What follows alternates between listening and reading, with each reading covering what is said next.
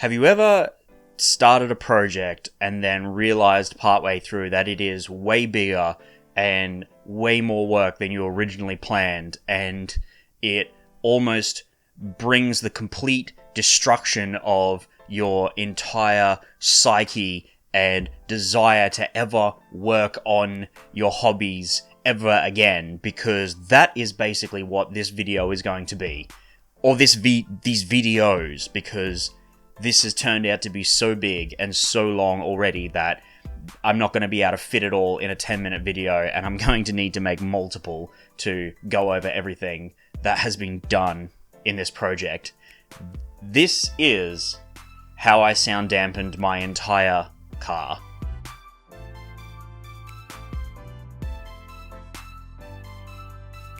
So, sound dampening is something that pretty much everyone who has been into cars for a while has heard of, or has tried doing themselves, or researched a bit maybe.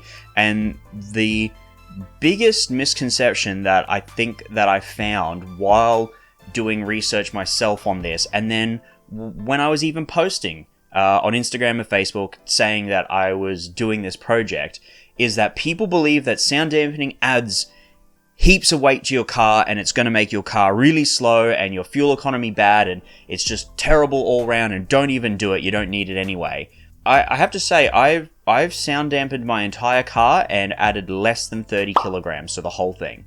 To a 1900 kilogram car, 30 kilos.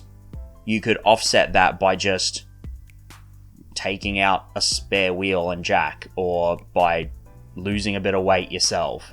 You know who you are. Yeah, that's right. I see you there. I see you. So I added less than 30 kilograms to my car and sound dampened the entire thing, and it cost me about $300 to do, give or take. I didn't keep track specifically, but I bought about $200 worth of this butyl rubber sheets. This is just an offcut of some cheap stuff that I bought from J-Car. Shout out J-Car, sponsor me or something, I don't know. This is just some generic brand stuff that I got to test out and see how it was. Another misconception that I found is that you need to be spending a lot of money on really expensive stuff. That's not how it works at all. So, how does this dampening work? Okay, so this stuff here doesn't really stop the sound. This is just, I just banged my mic really hard there, and now it's popped up into frame. So this stuff doesn't really block sound or anything like that. It's not really made for stopping actual sound. What this does is stop vibrations building up in your car. This stops panels from vibrating and areas of your car vibrating, causing resonance, causing a lot more noise. So I'm going to show a clip here. So if we have a look here, without any of this sound dampener, if we bang on it, we can hear the way the sound echoes. It's vibrating, it's quite a high sound, and it easily travels around, and the panel is vibrating and making noise for a couple of seconds there after being tapped. Now, if we actually add our sound dampening butyl rubber material to it, what this is going to do is actually reduce the vibrations traveling through the metal here.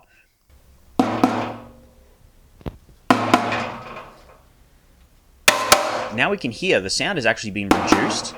The panel is not vibrating as much. It's not as loud. It's not as high as it was before. And the great thing about this stuff is that you actually only need to cover about 30% of a panel with it for it to be effective.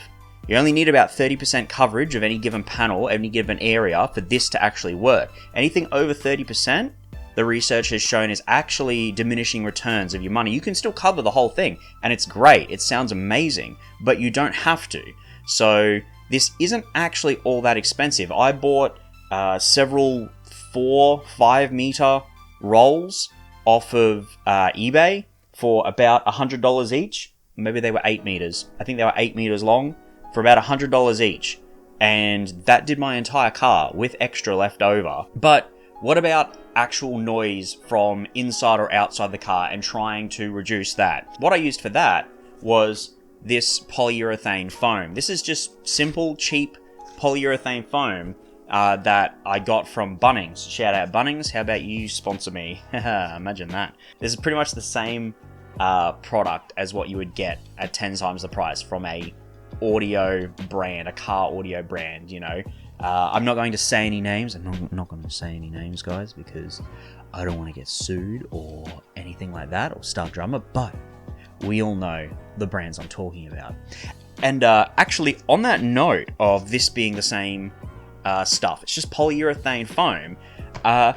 The matting, butyl rubber matting, there's a certain Australian brand that's sold in a large automotive chain store that you may or may not have heard of, which I actually found the factory in China that makes this stuff.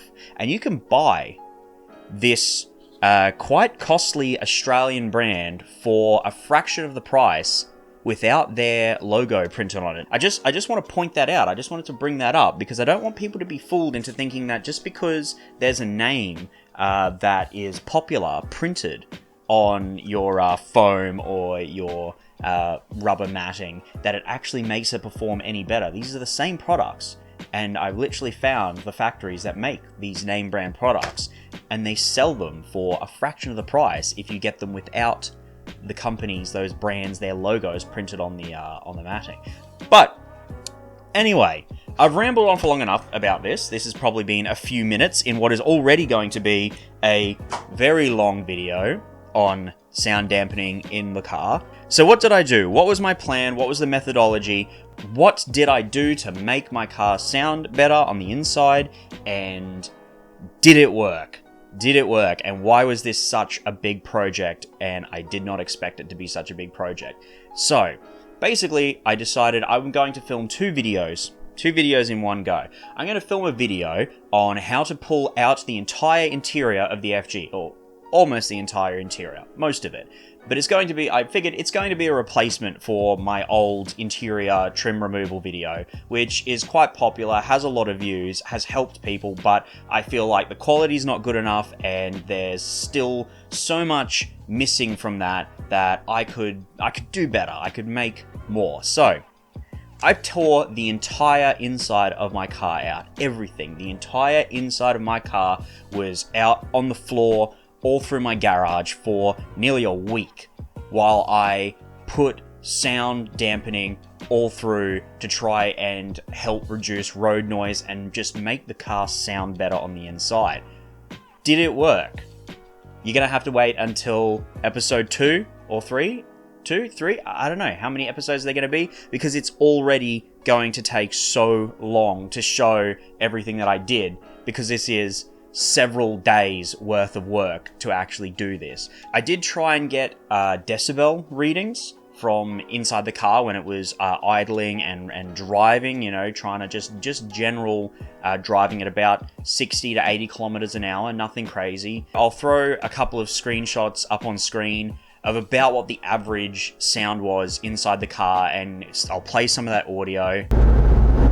You can hear some of that audio now. Maybe I'll throw a waveform or something over it as well, so you can kind of get an idea of how did the car sound before any kind of sound dampening. And then later on, after I've sound dampened the entire car, I'll take it for a drive again and record that sound again and measure that sound again and see how it kind of compares. It's not perfectly scientific. I didn't, I didn't write a thesis on this or anything like that, but I think the audio alone kind of gives you an idea of how the sound dampening has affected the car and the driving experience and the road noise for sure. Anyway, with all of that introductory ramble, let's just jump into a bunch of footage of me slowly losing my mind as I realize, holy crap, it takes a long time and a lot of effort to sound dampen an entire car. So one of the objectives with the sound deadening is to do the entire floor, all the way from the front, all the way to the back, and even up onto the parcel shelf. So I'm going to have to pull all the carpet out, and then I'm going to have to clean everything in here and on the back up there, so that then I can lay down my sound dampening all through here. Here's something that I thought was interesting. You can see the front here has foam. It's quite thick foam actually on the front, and that runs up the sides and everything like that into the center here. It runs all the way up the front, but it stops right here at the front. There's just no more, and this is the best we've got.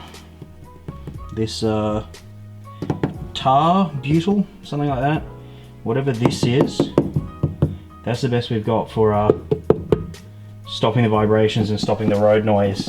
And then obviously there's none along the sides here, and there's none up the side there. So I'm going to pull this foam out as well, but I'll pull out at least in the floor pan and along the side here.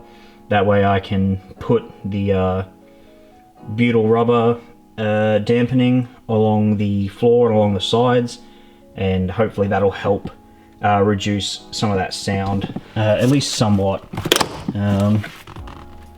I guess we'll wait and find out how well it works.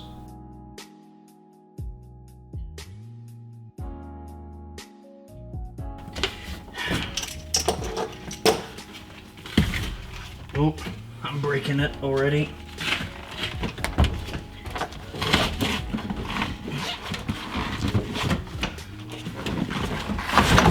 Oh, Jesus. Passenger side came out a lot easier. First mission of the day is to get my sound deadener, my butyl sound deadening, and to run it from the front all the way up through onto the back of the seats. We're going to run it up around here and around here. Depending on how much time I get, I'm going to pull all this old sound system stuff which hasn't actually been hooked up and working for years. I'm going to pull all that out, maybe. But most importantly, we're going to get the sound dampening on, especially around the back of the car. We're going to do it so that all the cables run over the top of it, obviously. We're going to try and have it on as cleanly as possible, so that way everything will still have access to every bolt, every mounting point, whatever it could possibly get in the way of. We're going to try and not get in the way of it. Things like this earthing cables are going to be interesting to deal with, because I've got to find a way to cut around it, but also try and leave as little space as possible for sound and vibrations to get through. So, and then yeah, finding the right way to get it all around all this here, that'll be interesting as well, to say the least.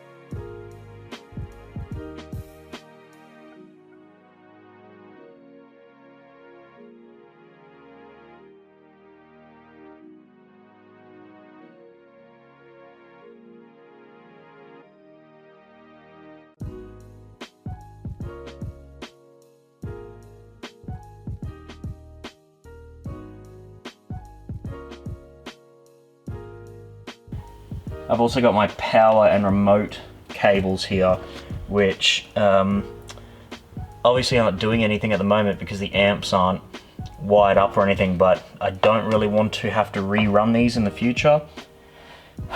So I think while I'm doing this, I'm going to have to fix these up so that way it's obviously neater and follows the proper run with the rest of the cabling.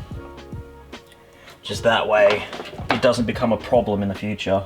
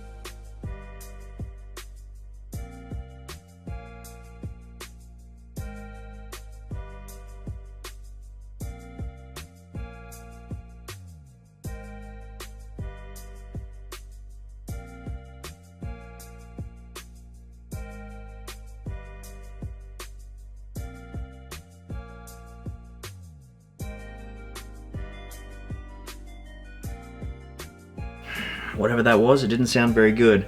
Welcome to me trying to not lose my mind while tearing apart the entire inside of my car and filling it with sound insulation. I've had a great time so far. I'm only about halfway through, maybe a bit more than halfway through, and I thought I would stop and record my intro, I guess. Yeah, let's call this the intro. So what have I done so far? So what am I doing? Well, I am so glad you asked.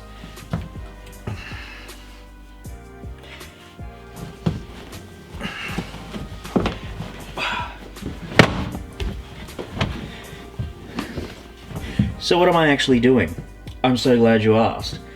I am going to try and determine whether or not sound dampening actually makes a difference inside, well, I can't really say any car because I haven't tested every single car, but I can at least test this car because I have this one.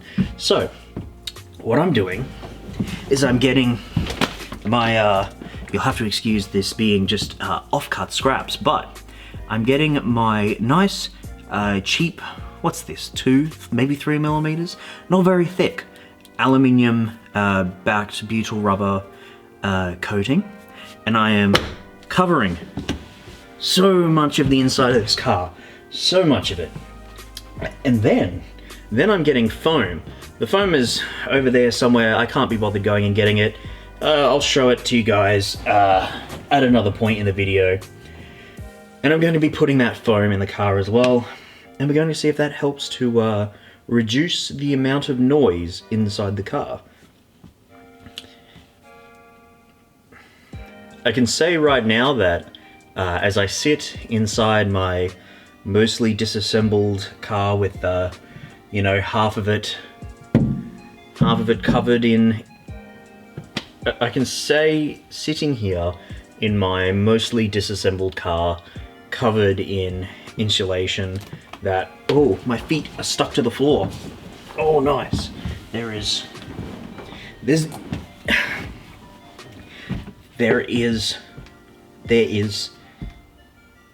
butyl, there is rubber, there is stuff everywhere. I have cut my hands several times today, 10 times, maybe more. I was bleeding quite profusely earlier on today. I spent most of my day yesterday tearing the entire inside of this car out so that I could use that footage for the video on how to disassemble the entire interior of the FG. No dash this time. Sorry, I won't be using the dash. I don't know. I'm just kind of rambling at this point because I don't want to get started on this. I don't want. Just a secret between you and me. I don't want to keep going. I've had enough. This really sucks, guys. Like taking apart the whole car, the whole inside, and then filling it with all of the. This is a lot of work. This is a lot of work. This is a lot of effort. And I wish that I had actually thought this through before I started. Yeah, this was not worth. I mean, it'll be great. It's going to be great. It's going to help reduce the sound a lot, but there's going to be like 500 people see this, and I don't think it was worth the amount of effort I've gone to. I'm going to be up all night trying to get this car put back together so that tomorrow morning I'm going to spend all night putting this car back together so that tomorrow morning I can get into the office where I'll be doing contract work, editing videos. I'm probably only going to have my driver's seat in by that point. I mean, I don't even know if the center console is going to be in. The center isn't in at all. Like, look at this, look at this. There's just nothing there. Like, we got a gear stick. I don't know if you can see that. Like, we've got, like, guys, I'm losing my fucking mind here. just